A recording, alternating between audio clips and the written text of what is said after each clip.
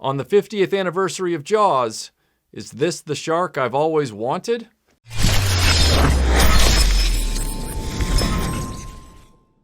I want to really thank Let's Toy over on Instagram for providing me with this example for a borrowed view at the Makina Labs Great White.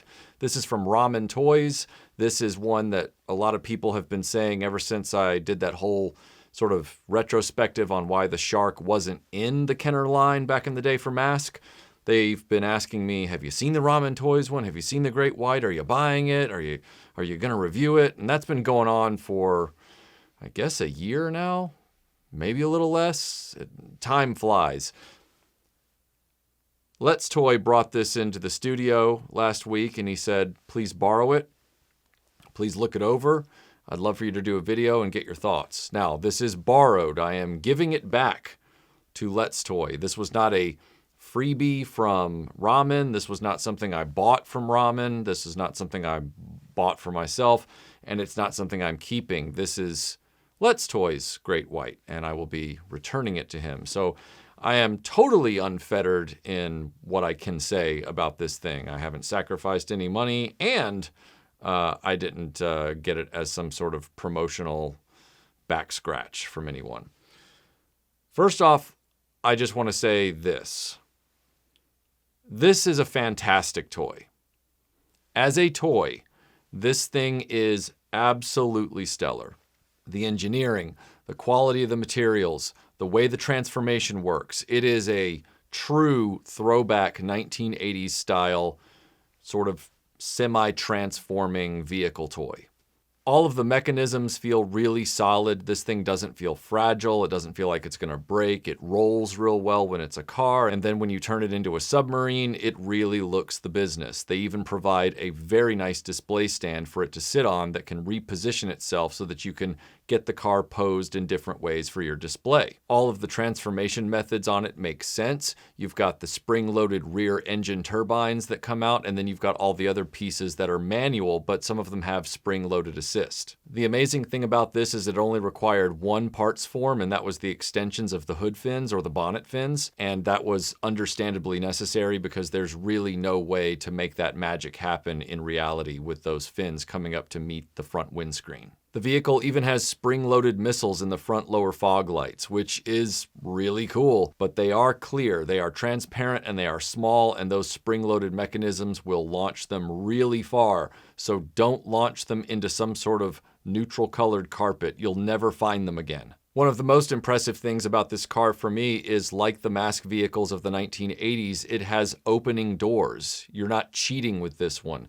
You actually have the opening doors feature and the seat belts that would have been in the original Mask toys for all of the drivers and pilots. It even has adjustable seats for Gloria Baker, or in this case, Portia White, so that you can get her into the vehicle more easily and then get her properly situated behind the steering wheel. The figure looks really nice. She's durable and she's properly articulated, and instead of having the mask go all the way over her head, they actually have a swappable head system, so you either have her unmasked head or the mask head. And your mileage may vary on that. I kind of liked being able to have the mask go all the way over the figure's heads, but I get why they're doing this to preserve that animation correct proportion, which you can't really achieve when you're actually working with, real physics with plastic toys. So the toy is fantastic.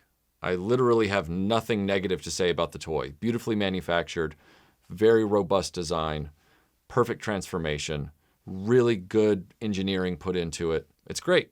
The figure's great. The display stand is great. The car is great. The box art is great. It's a beautiful package. But I do have two problems with it. And they're more about what's around the experience rather than the experience of this toy itself. The first problem I have with it is it's too big. This vehicle was not designed in scale with the other Kenner Mask vehicles. So it's a lot larger than the Thunderhawk when it's supposed to be a lot smaller. Now, some people have pointed out that the scale of the figure to vehicles in the Kenner line was off, where the vehicles were actually too small in a lot of cases. Like the Thunderhawk is like the size of some sort of golf cart in comparison to Matt Tracker in the Kenner line. My eye doesn't quite see it that way because I grew up with the thing. But I believe people who know math better than me. But in this particular case, it doesn't blend with your Kenner fleet. And none of the other vehicles in the Ramen Toy Makina line are in scale with the Kenner fleet. They're all in scale with each other. To me, that presents a large risk.